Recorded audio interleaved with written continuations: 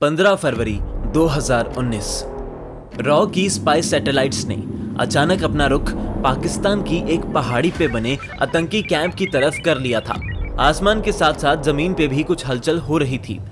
पठानी कपड़ों में मुंह पे गमछा ओढ़े रॉ के 2 एजेंट्स भी इस कैंप के इर्द गिर्द चक्कर काट रहे थे। एजेंट्स इस कैंप को देख हैरान हो रहे थे, क्योंकि एक मिलिट्री एकेडमी की तरह बने इस कैंप में एक बार में करीब 500 आतंकी ट्रेनिंग लेते थे। साथ ही अजमल कसाब जैसे आतंकी भी यहीं से निकले थे और तो और कुछ ही दिनों में यहाँ 300 नए आतंकी भी आने वाले थे। एजेंट्स तुरंत समझ जाते हैं, भारत में होने वाले आतंकी हमलों की जड़ और कोई नहीं बल्कि यही कैंप है। इसलिए वो फटाफट कैंप की सारी बारीकियां अपने कैमरों में कैद कर लेते हैं। इसके बाद ये एजेंट्स यहाँ से हवा की तरह गायब हो जाते हैं। जैसे ही ये सैटेलाइट इमेजेस और एजेंट्स की इंटेल रॉ हेडक्वार्टर्स पहुंचती है, वैसे ही भारत में 1971 से लेके अभी तक की सबसे बड़ी एयर स्ट्राइक की तैयारी शुरू हो जाती है। दोस्तों, हम और किसी की नहीं बल्कि वही बालाकोट स्ट्राइक की बात कर रहे हैं, जिसने पाकिस्तान और वहां मौजूद जैश-ए-मोहम्मद के ठिकानों को राख में मिलाकर रख दिया था। और ये वीडियो काफी इंटरेस्टिंग होने वाली है, इसलिए एंड तक बने रहिएगा।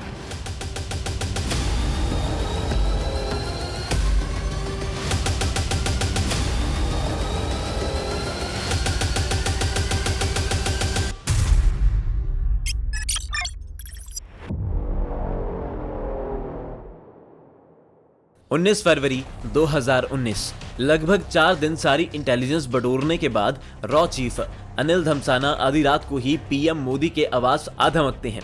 वो पीएम से मिलते ही कहते हैं, सर आपके कहे अनुसार हमने मसूद अजहर को उसके किए की सजा दिलाने की तैयारी कर ली है। ये सुनते ही बिना चेहरे का भाव बदले PM cabinet committee on security की अत्यंत सीक्रेट मीटिंग आधी रात को ही बुला लेते हैं। मीटिंग में एनएस से अजीत डोभाल, डिफेंस मिनिस्टर और तीनों सेनाओं के चीफ भी मौजूद थे। मीटिंग शुरू होती है। धमसाना सभी के सामने कैंप की सैटेलाइट इमेजेस दिखाते हुए कहते हैं, ये पाकिस्तान बेस्ड जैश-ए-मोहम्मद का बालाकोट में स्थित सबसे बड़ा ट्रेनिंग कैंप है। धमसाना आगे बताते हैं, अगर हमने इसे तबाह किया तो एक ही झटके में आतंकी सीधा 10 साल पीछे चले जाएंगे। धमसाना आगे कुछ कहते तभी एक अफसर उन्हें टोकते हुए पीएम की तरफ देख कहता है, सर हम पुलवामा का बदला उरी अटैक की तरह स्ट्राइक करके लेंगे, इसलिए पाकिस्तान हाई अलर्ट पे है। अगर हमने अभी कुछ भी किया तो बहुत घातक परिणाम हो सकता है। इसके अलावा ये ऑफिसर आगे कुछ बोलता तभी डोभाल इसकी आंखों में आंखें डाल बड़ी तीव्रता से बोलते हैं, आज हम चुप रहे तो हमेशा की तरह वो फिर कुछ दिनों बाद हमारा खून बहाएंगे। इतना कह डोभाल पीएम की तरफ देख एक ही वाक्य कहते हैं, हमें स्ट्राइक करनी होगी और पूरे जोर से करनी होगी। डोभाल की बात सुन पीएम कुछ देर चुप होकर एक एक कर कमरे में मौजूद हर इंसान की तरफ देखते हैं और थोड़ा सोचने के बाद कहते हैं, डोभाल जी का कहना सही है, पाकिस्तान में बैठे उन आतंकियों को मुंह तोड़ जवाब दिया जाएगा। ये सुन धमसाना के चेहरे पर एक अलग सी मुस्कान आ जाती है और अब मीटिंग में मौजूद तीनों सेनाओं के चीफ के साथ साथ हर अफसर अपनी राय बताने लगता है। काफी देर सभी की बात सुनने के बाद डोभाल कहते हैं, मुझे लगता है बालाकोट पे एयर स्ट्राइक का विकल्प सबसे कारगर साबित होगा। ये सुन वायुसेना प्रमुख भी डोभाल की तरफ देख हाँ में सिर हिलाते हैं। अब मीटिंग खत्म होने को आई थी और पीएम अपनी कुर्सी से खड़े होने लगते हैं। तभी वो वायुसेना प्रमुख से कहते हैं, मैं आपके युद्ध कौशल से अच्छी तरह वाकिफ हूँ। मिशन मुश्किल रहने वाला है, लेकिन आपको किसी भी हालत में 140 करोड़ भारतीयों का बदला लेना होगा। वायुसेना प्रमुख भी पीएम को जवाब देते हैं, सर उन आतंकियों के लिए नरक हम इस धरती पर बना देंगे। मीटिंग खत्म होते ही भारतीय वायुसेना ऐसे सीक्रेट ऑपरेशन की तैयारी में जुट जाती है जिसके सामने उरी सर्जिकल स्ट्राइक भी एक ट्रेलर लगने वाली थी। पाकिस्तान में बैठे उन आतंकियों का दिल कांप जाए। ऐसी स्ट्राइक करने से पहले फटाफट ये जानते हैं आखिर जैश-ए-मोहम्मद ने ऐसा क्या किया था जिसके कारण आज उसके आतंकियों को नरक का एहसास होने वाला था। दरअसल 14 फरवरी 2019 में 78 ट्रक्स में करीब 2500 सीआरपीएफ के जवान जम्मू से श्रीनगर जा रहे थे। गाने गाते बातें करते हुए हमारे इन जवानों को नेशनल हाईवे 44 पे चलते हुए अभी सिर्फ 15 मिनट ही हुए थे कि तभी कहीं से एक गाड़ी कॉन्वॉय की तरफ आती दिखाई देती है। हमारे जवान कुछ समझते उससे पहले ही ये 300 किलो बारूद से भरी गाड़ी कॉन्वॉय के एक ट्रक से टकरा जाती है। तुरंत एक जोर का धमाका होता है और देखते ही देखते हमारे 40 जवान वीरगति को प्राप्त हो जाते हैं और कई बुरी तरह जख्मी हो जाते हैं। अटैक के तुरंत बाद इसकी जिम्मेदारी पाकिस्तान बेस्ड आतंकी संगठन जैश-ए-मोहम्मद लेता है और इसका हेड और कोई नहीं बल्कि मसूद अजहर ही है। 20 फरवरी 2019 पीएम से हरी झंडी मिलते ही वायुसेना तैयारी में जुट चुकी थी, लेकिन वायुसेना के लिए यह मिशन उन्होंने जैसा प्लान किया था उससे कई गुना ज्यादा मुश्किल साबित होने वाला था। भारत पुलवामा का मुंह तोड़ जवाब दे सकता है और शायद फिर से सर्जिकल स्ट्राइक करे, इसलिए पाकिस्तान ने अपनी सारी फौज बॉर्डर पे लगा रखी थी। इसके अलावा रॉ ने भी इनपुट दी थी कि आईएसआई का भी भारत में सारा नेटवर्क सक्रिय हो चुका है। इसी कारण स्ट्राइक की कामयाबी और सफलता सिर्फ इस बात पे निर्भर करती थी कि एलिमेंट ऑफ सरप्राइज कितना है। इन्हीं बातों को ध्यान में रख शुरुआत में सिर्फ स्ट्राइक करने वाले पायलट्स को ही प्लान समझाया गया था। सब कुछ नॉर्मल दिखाने के लिए 20 से 24 तक बेंगलुरु में होने वाले एयर शो को भी होने दिया गया। इधर सारी दुनिया का ध्यान एयर शो में ही था। वहीं ग्वालियर एयरबेस पे आतंकियों को जड़ से मिटाने की तैयारी जोर शोर से चल रही थी। पाकिस्तान को ग्वालियर बेस पे हो रही अचानक हरकत का शक ना हो, इसलिए बेस पे एक इंस्पेक्शन का बहाना किया गया। साथ ही कश्मीर में भी फाइटर जेट्स को रोज उड़ाया जा रहा था ताकि स्ट्राइक वाले दिन पाकिस्तान को फाइटर्स जेट की अचानक मूवमेंट पे कोई शक ना हो। आईएसआई के खबरी वायुसेना की अंदरूनी हरकत पे भी नजर रखते हैं और उनकी शक की सुई हल्की सी भी ना घूमे, इसलिए वायुसेना चीफ भी रोज की तरह सारे काम कर रहे थे। पहले वो एयर शो अटेंड करते थे, फिर अपने साथी अफसर की फेयरवेल पार्टी में जाते थे और ऐसे ही हर रोज कई इवेंट्स अटेंड करते थे। इधर वायुसेना ने स्ट्राइक को पूरे अंधेरे में रखा हुआ था ताकि वो आतंकियों की जिंदगी से हमेशा हमेशा के लिए रोशनी हटा सके। लेकिन वायुसेना इस बात से अनजान थी कि स्ट्राइक के बाद एक ऐसा खतरा उनका इंतजार कर रहा है जो पूरे भारत को चिंता में डाल देगा। 26 फरवरी 2019 आधी रात को वायुसेना चीफ दिल्ली में मौजूद अपने आवास लौटते हैं और स्ट्राइक को मॉनिटर करना शुरू कर देते हैं।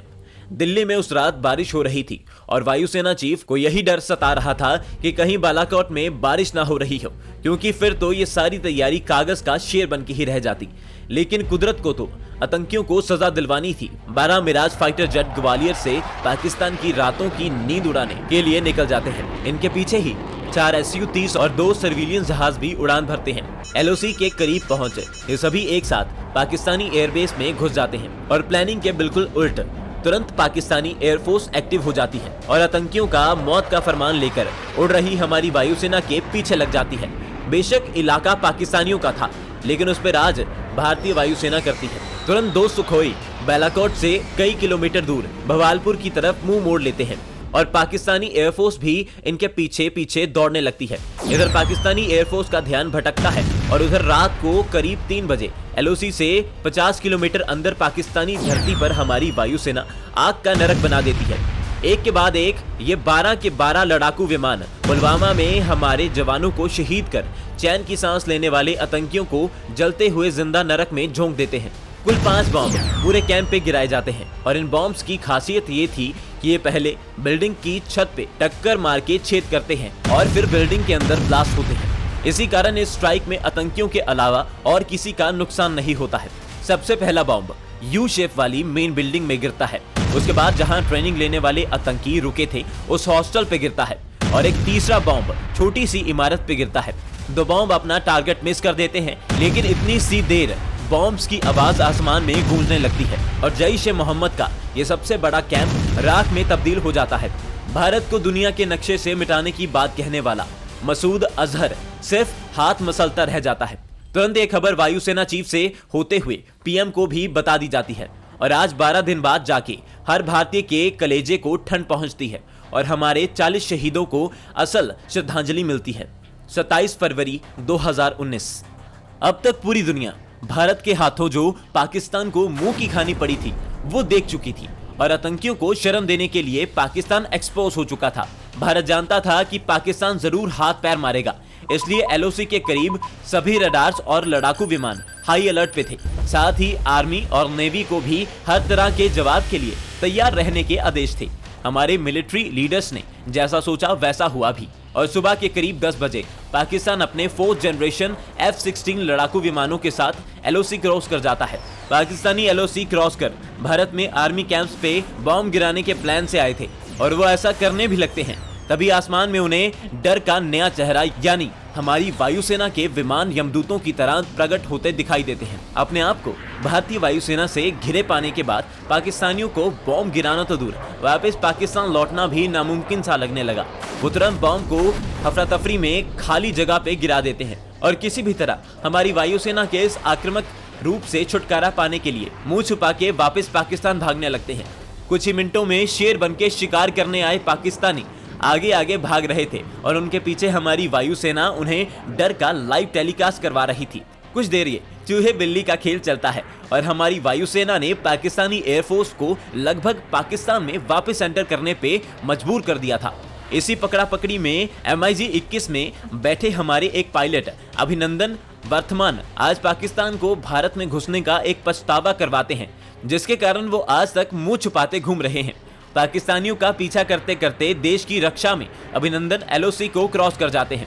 इसी बीच पाकिस्तानी एयरबेस में होने के कारण अब पाकिस्तानी फिर से शेर बनने की कोशिश करते हैं और एक मिसाइल अभिनंदन के जेट की तरफ चला देते हैं, लेकिन ये अभिनंदन तक पहुंचती उससे पहले ही वो अपने लड़ाकू जहाज से पाकिस्तानी F-16 पे इस तरह मिसाइल मारते हैं कि एक ही झटके में ये एडवांस फाइटर जेट हमारे फौजी के आगे घुटने टेक देते हैं।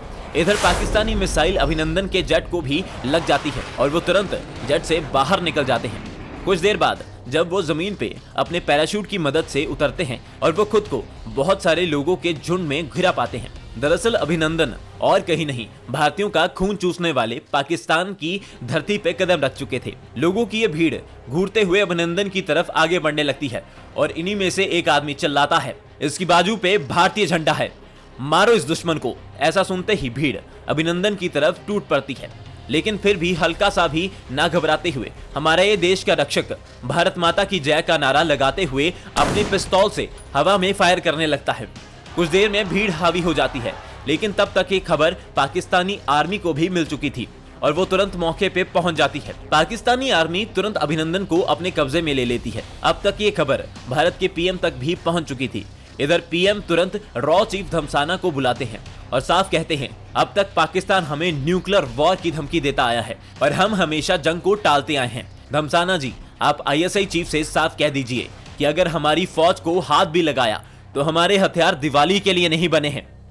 28 फरवरी को सुबह सीक्रेट लाइन से धमसाना और ISI चीफ के बीच बात होती है और धमसाना उसे साफ समझा देते हैं कि अभिनंदन को कुछ भी हुआ तो उसके परिणाम बहुत खतरनाक होंगे और उसके लिए सिर्फ पाकिस्तान जिम्मेदार होगा। इतना ही नहीं, राजस्थान में मौजूद पृथ्वी मिसाइल्स को भी रेडी टू फायर पोजीशन में कर उनका मुंह इस्लामाबाद की तरफ मोड़ दिया जाता है। भारत की तरफ से ताजा बालाकोट स्ट्राइक देख पाकिस्तान समझ जाती है कि इस बार भारत उन्हें सच में दुनिया के नक्शे से मिटा देगा। इतना ही नहीं, पाकिस्तान आर्मी चीफ भी भारत के इस उग्र रूप से काम जाता है और ये खुद उसके ही मिनिस्टर ने पब्लिकली बताया था।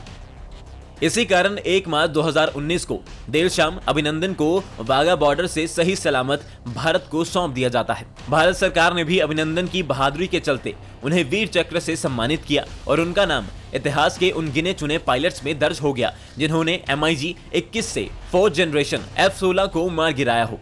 दोस्तों, आतंकी तो चाहे हम कितने भी मार दें, वो एक नए आतंकी रिक्रूट कर लेंगे। इसलिए इन स्ट्राइक्स के जरिए हम आतंकियों को जड़ से नहीं हटा सकते। इन स्ट्राइक्स का एक ही मकसद रहता है कि आतंकियों को ऐसा संदेश दिया जाए कि तुम हमारे 40 मारोगे तो हम तुम्हारे कई गुना मारेंगे और तुम्हारे घर में घुस के तुम्हारी छत पे चढ़ के मारेंगे।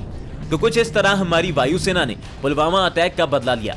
और अगर आपको हमारी ये सिनेमैटिक वीडियो पसंद आई है तो वीडियो को लाइक जरूर कीजिएगा। साथ ही अगर आपको उरी अटैक भी इसी सिनेमैटिक तरीके से देखना है तो ये लेफ्ट वाली वीडियो पे जरूर क्लिक कीजिएगा। जय हिंद।